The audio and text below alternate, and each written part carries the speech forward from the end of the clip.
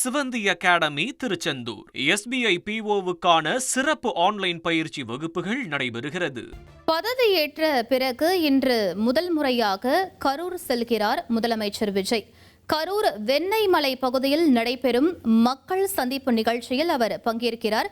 மேலும் சுமார் 10 கிலோமீட்டர் தூரம் முதலமைச்சர் விஜய் ரோட் ஷோவும் நடத்த இருக்கிறார். முதலமைச்சரின் பயண திட்டம் மற்றும் கரூரில் செய்யப்பட்டுள்ள ஏற்பாடுகள் குறித்து களத்திலிருந்து எமது செய்தியாளர்கள் கார்த்திக் மற்றும் மணிகண்டன் இணைஞ்சிருக்காங்க. பேசலாம்.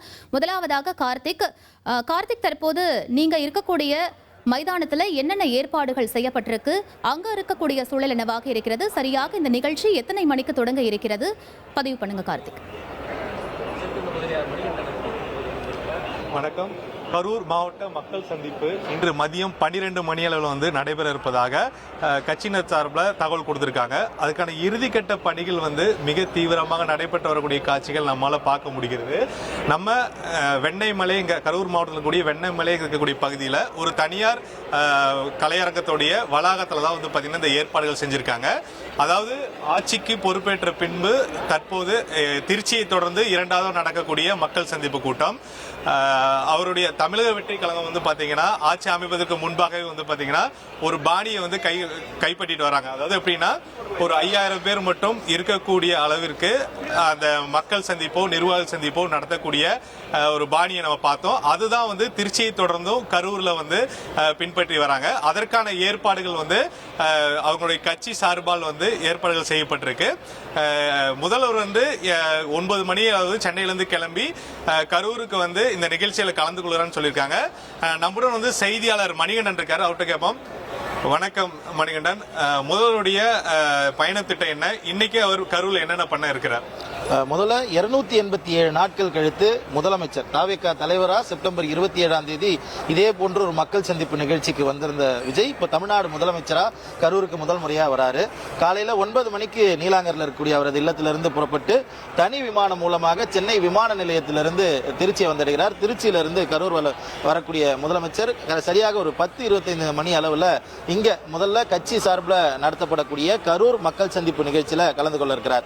நீங்க சொன்ன மாதிரியே ஏற்கனவே எல்லா நிகழ்ச்சிகளிலுமே இந்த கரூர் மக்கள் சந்திப்பு நிகழ்ச்சிக்கு பிறகாக பல்வேறு நெறிமுறைகள் பின்பற்றப்பட்டு வருது.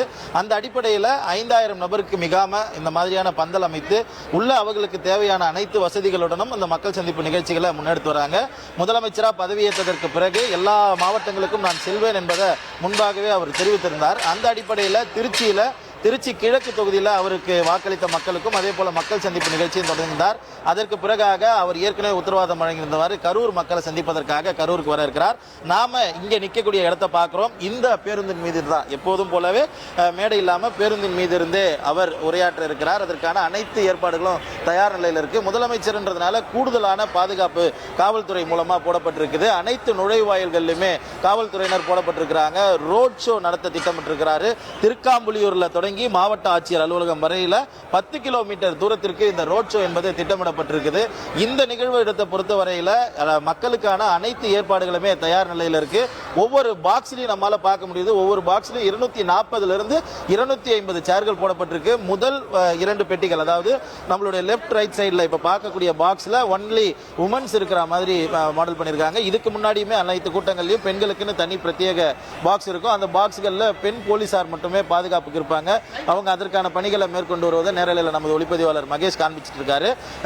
ஒவ்வொருவருக்கும் ஸ்நாக்ஸ் பை என்பது கொடுக்கப்பட்டிருக்கு. அதுல தண்ணீர், மிக்சர், ஜூஸ் உள்ளிட்ட பிஸ்கெட் உள்ளிட்ட விஷயங்கள் இருக்கு. டீஹைட்ரேஷன் ப்ராப்ளமோ இல்லை ஒரு பசியின் காரணமா மயக்கமோ எதுவுமே இருக்கக்கூடாது என்பதற்காக இந்த பணிகளும், அதாவது முன்பு நடந்தது போலவே அதே ஏற்பாடுகளோடு இந்த பணிகளும் இப்ப நடந்து வரதை பார்க்கிறோம். சிஎம் உடைய ஷெட்யூலை பொறுத்தவரையில இந்த நிகழ்ச்சியை முடிச்சுட்டு டைரக்டா டுவர்ட்ஸ் கவர்மெண்ட் நிகழ்ச்சி இருக்கு. நான் லெதர் ப்ராடக்ட் கோத்தாரின்ற தனியார் கம்பெனியுடைய அந்த ஃபேக்டரியுடைய அடிக்கல் நாட்டும் ஸ்டோன் லேயிங் ஃபவுண்டேஷன் ஈவெண்ட்ல கலந்துக்கிறாரு.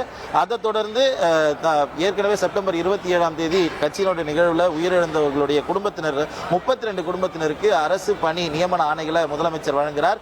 இது அரசு நிகழ்ச்சியா நடக்குது. இந்த நிகழ்ச்சியில இருந்து முடிச்சுட்டு போகக்கூடிய அவர் அதற்கு அடுத்தபடியாக சர்க்கியூட் ஹவுஸ்ல ஓய்வு எடுத்துட்டதுக்கு பிறகாக சென்னை திரும்புவதுதான் முதலமைச்சருடைய திட்டமா இருக்கு. இந்த கரூர் பயண திட்டங்கிறது வந்து மிக முக்கியமாக, அதாவது பார்த்தீங்கன்னா அவர் கரூருக்கு எப்போ வருவார்னு கேட்கக்கூடிய எதிர்க்கட்சிகள், அதே சமயம் கரூருக்கு வரக்கூடாதுன்னு சொல்லக்கூடிய எதிர்க்கட்சிகளும் ஒரு பிரச்சனைகள் தொடர்ந்துட்டே இருக்கு. இன்னைக்கு கரூர்ல அவர் என்ன பேசுவார், முதல்வர் மக்களுக்கு என்ன சொல்லுவார்?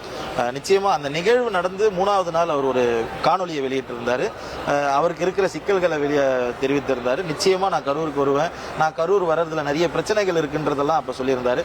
இப்ப முதலமைச்சரான பிறகு அந்த பிரச்சனைகள் இல்லை. அது மட்டும் இல்லாம அந்த மக்கள் வந்து ஒரு மாதம் கழித்து கரெக்டா அக்டோபர் 30ஆம் தேதி 27ஆம் தேதி வாக்குல மாமல்லபுரத்தில் கூப்பிட்டு அவங்களுக்கு நன்றி தெரிவிக்கும் நிகழ்வை தாவேகா ஏற்பாடு பண்ணியிருந்தாங்க.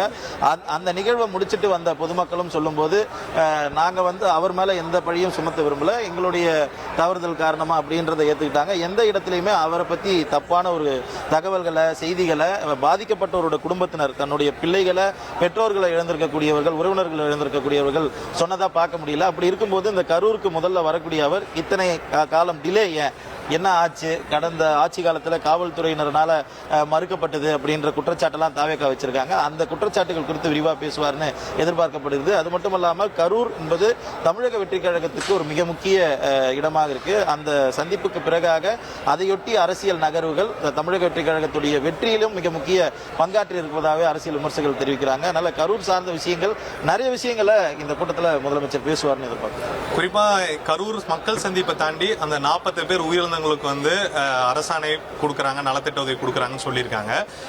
கடந்த முறை முதல்வராக இருக்கக்கூடிய விஜய் சந்திச்சுட்டு வரப்போ சொல்லியிருந்தாங்க, முதல்வர் வந்து காலில் விழுந்து அழுதாங்க, கட்டி பிடிச்சி அழுதாங்க அப்படிங்கிற மாதிரி. ஏன்னா அந்த விஷயங்கள்லாம் அந்த போய் சந்திச்சுட்டு வந்தவங்க சொன்னாங்க. அப்படின்ற போது மீண்டும் வந்து ஒரு பொது வெளியில ஒரு இடத்துல அவர் சந்திக்க வராரு. மீண்டும் அவர் எந்த மாதிரி ஒரு உணர்வோடு அவர் இந்த கரூருக்கு வருவார், மக்கள்கிட்ட என்ன அவர் ஒரு ஆதரவு சொல்லுவார்? நிச்சயமா மாமல்லபுரத்தில் நடைபெற்ற சந்திப்பின் போது மகளிர்கிட்டையும் குழந்தைங்களை இழந்தவங்க, குறிப்பா பச்சிலம் குழந்தைகள் 1.5 வயசு குழந்தைய ஒருத்தவங்க இழந்திருந்தாங்க. அவங்க காலில் விழுந்து மன்னிப்பு கேட்டாங்கன்ட்டு அவங்களே சொல்லியிருந்தாங்க. அவங்களே கொஞ்சம் எமோஷனலா இருந்தாங்க. அவர் வந்து அதை உணர்ந்திருந்தாரு, அவருடைய தவறுன்றதை உணர்ந்திருந்தாரு. அந்த நிகழ்வு நடந்திருக்க கூடாதுன்றதுக்காக மன்னிப்பும் கேட்டிருந்தாரு அப்படின்றத சொல்லியிருந்தார். ஒரு மாதிரியான எமோஷனலான மூமெண்டா தான் இருக்கும். ஏன்னா இந்த 41 பேர் உயிரிழந்தவங்களுடைய குடும்பத்தை சேர்ந்தவங்க நிறைய பேர் இளம் தலைமுறையினராக இருந்தாங்க. ஒரு ஜோடி வந்து இன்னும் ஒரு மாதத்தில், அதாவது அக்டோபர் நவம்பர் மாதத்தில் திருமணம் செய்து கொள்ள வேண்டியவங்க இருந்தாங்க. அப்படியாக இருக்கும்போது இது ஒரு எமோஷனல் மீட்டப்பாக தான் இருக்கும் இந்த அரசு நிகழ்ச்சியை பார்த்தவரை அப்படின்னு பார்க்கணும். அதே மாதிரி பாத்தீங்கன்னா இவர் முதல்வராக வேண்டும் என்றுதான் கரூருக்கு வந்தாரு. இப்ப முதல்வராகி கரூருக்கு வந்திருக்காரு, வராரு. அப்படிங்கிற போது அந்த கட்டுப்பாடுகள் ஏன் இன்னும் தொடருது? அதாவது பாத்தீங்கன்னா 5000 பேர் தான் அளவு. அதே பாத்தீங்கன்னா சுத்தி வந்து பாத்தீங்கன்னா பல அடுக்கு பாதுகாப்பு, சுவர் மேல வந்து தகரங்கள் அடிச்சிருக்காங்க. போலீஸை தாண்டி தனியார் பவுன்சர்களும் 1000 பேர் குவிக்கப்பட்டிருக்காங்க. இவ்வளவு பாதுகாப்பு நெருக்கடி வந்து கொடுக்கக்கூடிய காரணம் என்னவா இருக்கு? கரூர் சம்பவம் வந்து தமிழக வெற்றி கழகத்துக்கு ஒரு படிப்பினையை கொடுத்திருக்கு. அதற்கு பிறகுதான் தொண்டர் படைன்னு ஒன்று உருவாக்குறாங்க. தொண்டர் படை மூலமா ப்ரொடெக்ஷன்ஸ் எங்கெங்கெல்லாம் மீட்டப்ஸ் இருக்கோ, எங்கெங்கெல்லாம் பொலிட்டிக்கல் மீட்டிங்ஸ்ல அந்த கட்சி தலைவர்கள் கலந்துக்கிறாங்களோ அதுலலாம் வந்து இந்த போலீஸ் மூலியமா ப்ரொடெக்ஷன்ஸ் கொடுக்கறது, ப்ராப்பர் போலீஸ் பர்மிஷன் இருந்தால் மட்டும்தான் அந்த டிஸ்ட்ரிக்ட்ஸ்ல மீட்டிங் நடக்கும்னு ஏற்பாடு பண்றது. இந்த மாதிரியான சந்திப்புகளை வெயில்ல இருந்து தற்காத்துக் கொள்றதுக்கு இந்த தொழில்நுட்பம் மூலமான பந்தல்கள் போடுறது, உயர் அழுக்கு போடுறது, சேர்ஸ் வைக்கிறது, வாட்டர் பாட்டில்ஸ் கொடுக்கறது, இப்படி எல்லாமே அந்த கரூர் சந்திப்புக்கு பிறகாக தமிழக வெற்றி கழகம் சில படிப்பினைகளை கற்றுக் கொடுத்திருக்குது. தமிழக வெற்றி கழகத்துக்கு சில படிப்பினைகளை கற்றுக் கொடுத்திருக்குது. அதே தான் தொடரும். தமிழ்நாடு முதலமைச்சர் இனி வரக்கூடிய நிகழ்ச்சிகள்லையுமே இந்த எண்ணிக்கை தொடரும். அதே மாதிரி அந்த ஊர்ல இருக்கிற எல்லாருமே பார்க்கணும், அவங்களை விருப்பப்படுவாங்கன்ற கோரிக்கைக்கு ஏற்பதான் கரூர் கோர் சிட்டிக்குள்ள ரோட் ஷோ ஏற்பாடு பண்றாங்க. இங்க இருந்து திருக்காம்புலியூர்ன்ற ஜங்ஷனுக்கு போறாரு. திருக்காம்புலியூர் தான் வேலுச்சாமிபுரத்துக்கு போகிறதுக்கு முன்னாடியா ஜங்ஷன். அங்க இருந்து கோர் சிட்டிக்குள்ள அவர் போறாரு. கோர் சிட்டிக்குள்ள ஒரு 10 கிலோமீட்டர்ஸ் ரோட் ஷோ போறாரு. ரோட் ஷோவை கடந்து தான் கலெக்டர் ஆஃபீஸ்க்கு போறாருன்றத பாக்குறோம். ஸோ எல்லா பப்ளிக்கும் அக்சஸ் பண்ணிக்க முடியும், அவரை பார்க்க முடியும். கரூர்ல இருக்கிறவங்க நம்ம ஊருக்கு வந்திருக்கிறார் முதலமைச்சர், அவரை பார்க்க முடியும். அட் த சேம் டைம் இங்க நிர்வாகிகள் சந்திப்பு கூட்டம் நடக்குது. அவங்களுக்கு QR கோடோட பாஸ் கொடுக்குறாங்க. அவங்கள மட்டும் இங்க அலோவ் பண்றாங்க. அதே மாதிரி இப்ப இங்க மக்கள் சந்திப்பு எடுக்கக்கூடிய இடத்துல நம்ம இருக்கோம். அவர் முதல்வர் வந்து பாத்தீங்கன்னா ஒரு அரசியல் ரீதியான ஒரு பதிலடி கொடுப்பாரு.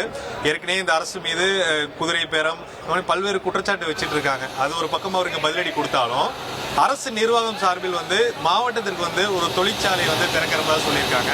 அந்த மாதிரி ஏதாச்சும் முக்கியமான அறிவிப்புகள் கரூருக்கு என்ன பண்ண இருக்கிறாரு? நிச்சயமா முதலமைச்சருடைய நிகழ்வு வெறும் அரசியல் நிகழ்வாகவோ பணி நியமன ஆணை நிகழ்வாகவோ இருக்கக்கூடாது. கூடுதலாக எப்பவுமே முதலமைச்சர்கள் ஒரு மாவட்டத்திற்கு போகும்போது அந்த மாவட்டம் சார்ந்த மக்களுக்கான திட்டங்களை அறிவிப்பாங்க. அப்படி இல்லைன்னா ஒரு திட்டங்களுக்கான அடிக்கல் நாட்டும் நிகழ்வு இருக்கும். அப்படிதான் அந்த நான் லெதர் கம்பெனி கோத்தாரி கம்பெனியுடைய அடிக்கல் நாட்டும் நிகழ்வு இருக்கு. இது தொடர்ந்து கரூர் மக்கள் சார்ந்த கோரிக்கைகள் அடிப்படையிலான அறிவிப்புகள் வெளியாவதற்கு வாய்ப்பு இருக்கு. அது அரசு நிகழ்ச்சியில தமிழ்நாடு முதலமைச்சரின் மூலமா வெளியிடப்படும் என்ற தகவல்களும் நம்மளுக்கு கிடைக்கும். சிவந்தி அகாடமி திருச்செந்தூர் SBI PO வுக்கான சிறப்பு ஆன்லைன் பயிற்சி வகுப்புகள் நடைபெறுகிறது.